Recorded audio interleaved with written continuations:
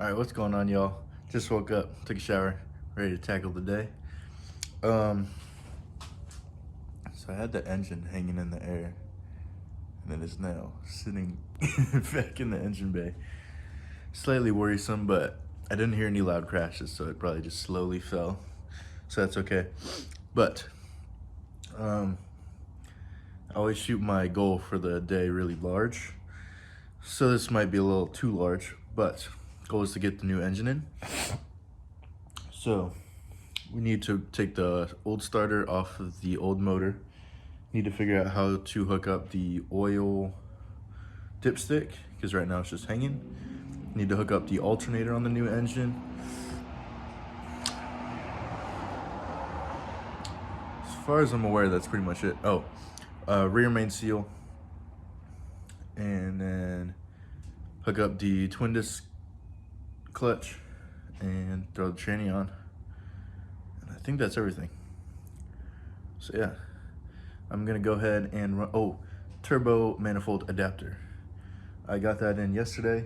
I just need to get some studs from AutoZone, so I'm gonna run to AutoZone, get those alongside, I believe it's 5/16 fuel hose. I'm gonna get like 3 feet of that, just so I can relocate the fuel filter so it's not like in the middle of the engine bay, so it's like on the frame rail, so it's easier to switch out. So let's get to it. It's that moment when you drink a shit ton of caffeine and it just starts hitting in the middle of an AutoZone. Start overthinking things like, are these exhaust manifold studs too long? Holy fuck. I think they might actually be though. Alright, so the studs I just got are completely the wrong size. I guess I should have brought the adapter with, but M10 is usually standard, but not in this case. So I'm gonna go ahead and run to Ace with the adapter and just figure out what bolt size is the correct size. And then gonna try and find some studs at AutoZone, hopefully I can get the right length. I do know the perfect length now, so I know they won't be too long if I can find some. All right, what's up, y'all? It took me a good bit, but I finally found the right exhaust stud. So they ended up being M8 by 125, and I had to get way shorter ones. They're 40 millimeters, so that way I can actually fit them onto the turbo. But I had to go to 2 different O'Reilly's, so I had to go to like one super far one and one closer one, because they each carry 1 set, and it's a set of 2, and I need 4.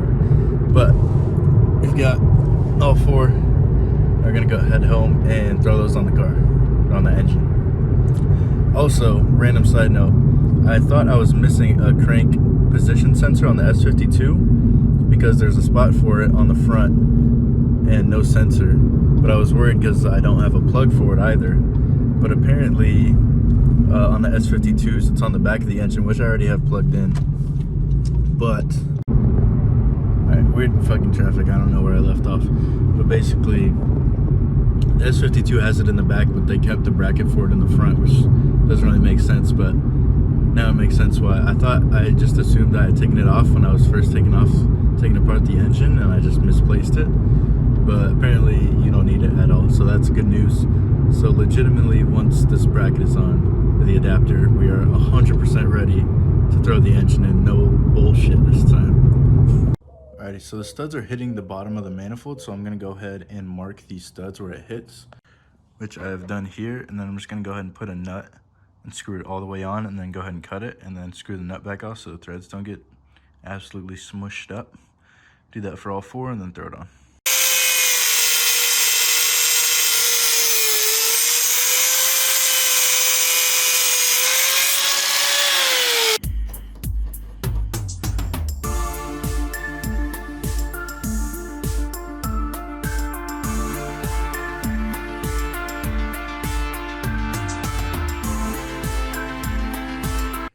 All right, y'all.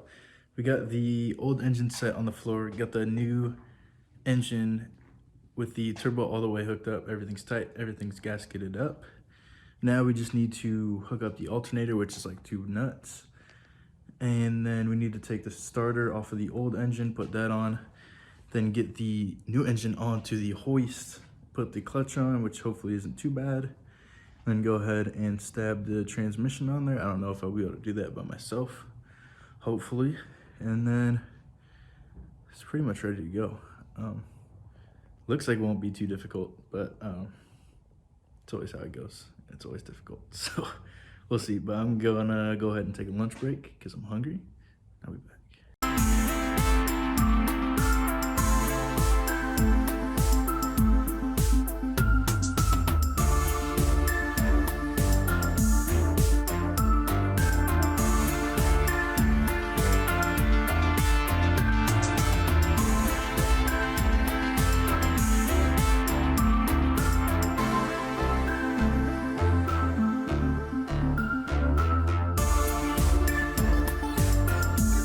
All right, what's up, y'all?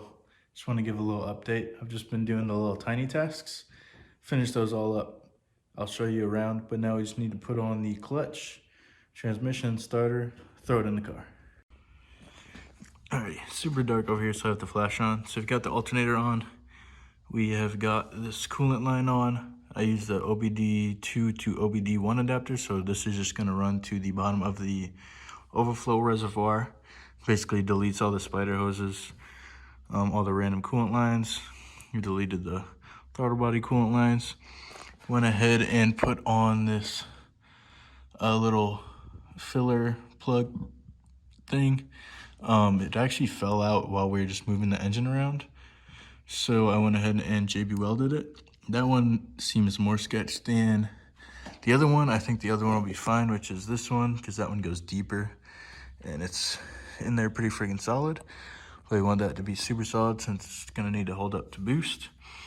We've got this little bracket made up. It's just Ace Hardware, a little piece of aluminum steel bracket. I just cut it up and just use that to attach this. I don't really know how this was originally hooked up, to be honest, but this is pretty sturdy. What else did we do? Feel like there was more. Oh, went ahead and plugged this bad boy for the PCV thing. I'm not gonna be running the secondary air pump thing, so we're gonna end up just running this to a breather tank and not gonna be running it back into the oil pan. I believe that's it. Alrighty, y'all, I have officially got the engine off the stand and it's just hanging by the hoist. I'd be lying if I said this isn't a little nerve-wracking, but it's also very exciting. But now I can access the transmission stuff, so I can go ahead and throw the clutch on. And transmission, and we should stab it right in there, no problem. Also, I'm gonna go ahead and throw a clip that I had shot the other day, and I thought that I would be putting this on in the video explaining why I chose this clutch and all that good stuff. All right, what's up, y'all? In this package, I have some very special stuff that I have not yet shown on camera. I have already opened it. I'm gonna unbox it, re-unbox it again for you guys real quick. So this is my clutch from Clutch Masters. It's a FX 725 twin disc. This bad boy right here cost as much as my second car. So this is a badass clutch and I'm extremely stoked on this. So I'll go ahead and show you guys this. Got all the fancy instructions, clutch alignment tool, throwout bearing, all that good stuff, flywheel bolts, but got the aluminum flywheel. I mean, this whole setup is so light. Like, this entire setup probably weighs less than the dual mass flywheel from BMW. And that thing is freaking heavy. It's like two heavy steel flywheels put together. And then, you probably can't see in there, but there's two clutch discs. Super badass setup, so I'm going to be throwing this onto the engine. So the reason I went with the twin disc, I was debating it for literally like 2 days, because you can get a clutch that would hold about 500 horsepower for literally half the price. But one, for drifting, and two, I mean, there's a couple reasons. So one is clutch pedal feel. It'll feel way better because you're using two clutch discs instead of one. You need less clamping force and you still get twice the friction compared to one single disc. So it should have a close to stock feel, which will make it easier for slipping the clutch and drifting. Also, since the clutch discs themselves are smaller, it'll dissipate more heat, which is also good for drifting because you're slapping the clutch around. It's good to keep the heat lower, and it's just a badass setup. Comes with everything I need. Aluminum flywheel, super sick, and yeah, let's throw it on there.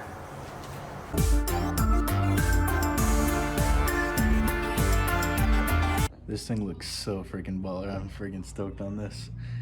Let's throw it on. I literally almost just completely forgot. I have an entire rear main seal kit I need to throw in here.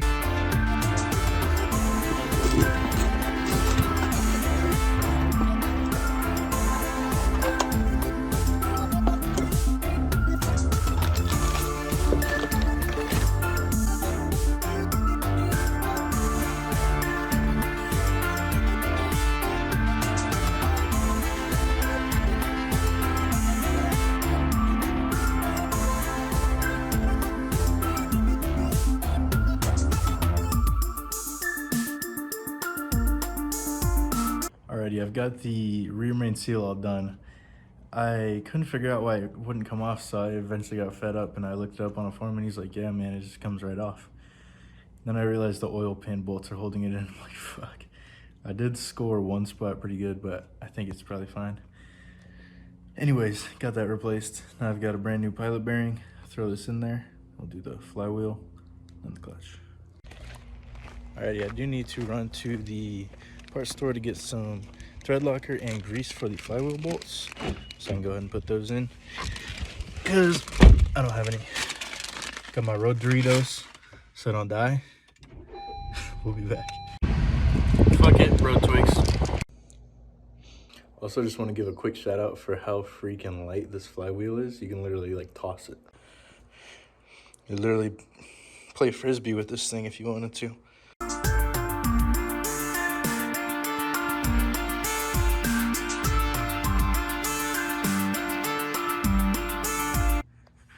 Alright, so right now I'm just torquing all the bolts down to spec. After I torque them, I go ahead and mark them so I know which ones I've marked or which ones I've torqued. It's 77 foot-pounds per the Bentley's manual for the S52. And then if you're doing this at home, cool little trick is you can just go ahead and put one of the transmission bolts in and one of the pressure plate bolts and just put a wrench right there so you can torque them and the crank won't move.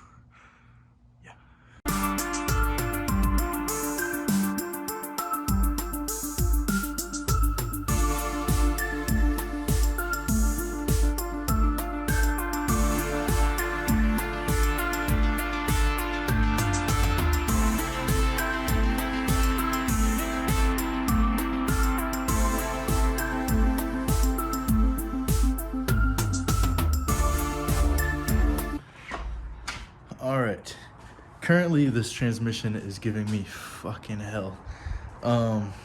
It just will not go in. I can feel it in the clutch and it'll go in that fine. It's still annoying because it's on the freaking hoist and it'll just swing, but it won't go in the last inch. I was watching some videos. I'm trying to figure out what the hell is going on. I don't think I pushed my pilot bearing in all the way. I put it flush with the like crankshaft or whatever it is on the rear side, and everybody else is putting it all the way in until it stops. So I'm gonna try and do that and see if it fixes it. Day 3. All right, what's up, y'all? It's officially day 3. This transmission is kicking my ass. Cannot just get it into the pilot bearing. I can get it through the clutch. I don't know what you call it, the clutch. Zigzags. But I think that's a scientific term for it. But yeah, it's just not happening.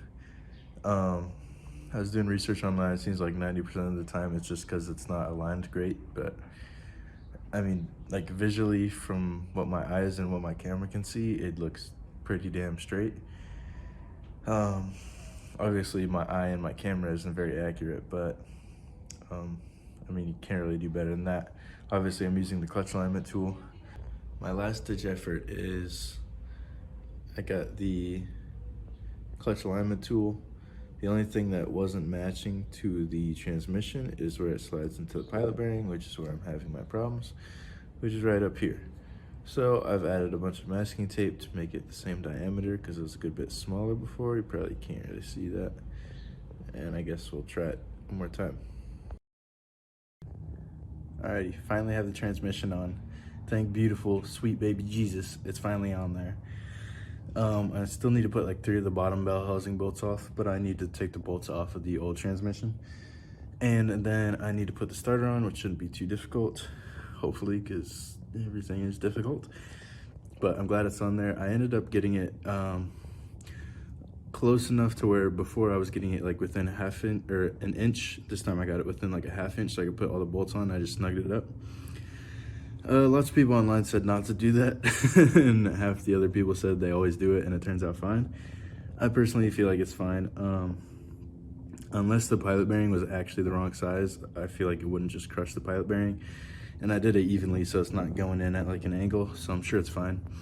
Either way, it wouldn't ruin the clutch because, I mean, it's already inside the clutch. It would just ruin the pilot bearing, which wouldn't be a good time, but also pilot bearing costs $10, while the clutch costs $1,500. So yeah, don't want to ruin that. Anyways, transmission is on. I'm gonna steal a starter off the old engine, put it on there. Boop.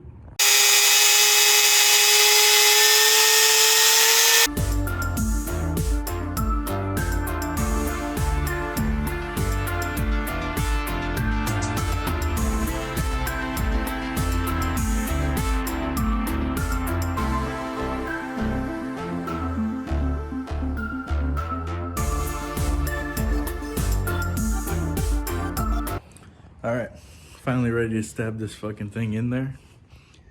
This transmission shit has been living hell, but at the same time, I kind of enjoyed it. I say that afterwards, after having done it. But yeah, shift linkage is on, starter's on. I'm using a 96 plus starter on, sorry, it's an OBD1 starter on an OBD2 engine, which means it doesn't have the upgraded ears on it, and it uses the old bracket where it mounts to the block. And it doesn't exactly fit on the block, but there is a spot close to it. I ended up just cutting it so the bolt would fit there using a large spacer. So that way it just has a little bit more support, because I've heard people starters have broken if it's just hanging by the ears, and we don't want that. I've got the engine ground on there. The housing bolts are all bolted up. Get rag is the same as ZF transmission. They all bolted up just fine. Dipstick is on there. She's ready to go. So yeah, I guess we'll try this out.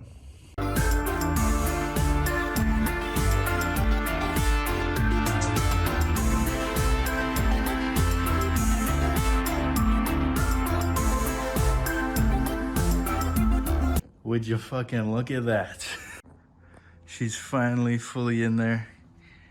There's no weight on the crane. There is the jack holding up the transmission, but it's finally in there. Sitting on the mounts, both sides. Took a little bit of finessing to get them on the actual engine. Circle things, mounts, engine mounts, solid engine mounts. Luckily the solid engine mounts should be able to hold this whole thing up and not like tilt a bunch, because I'm freaking done working on this thing for a while. I just want to relax. Honestly, this thing's been a pain in the ass, and I know it'll be worth it, but at the moment it's been fucking killing me. And it's Valentine's Day, so probably gonna be taking the rest of the night off, just relaxing. Gonna pull this thing in. But I'm damn proud of myself at this point. It's been a lot of freaking work. Feels good as hell to see it in there. It looks good. And yeah, I'm stoked. It seems like everything fits good. So yeah.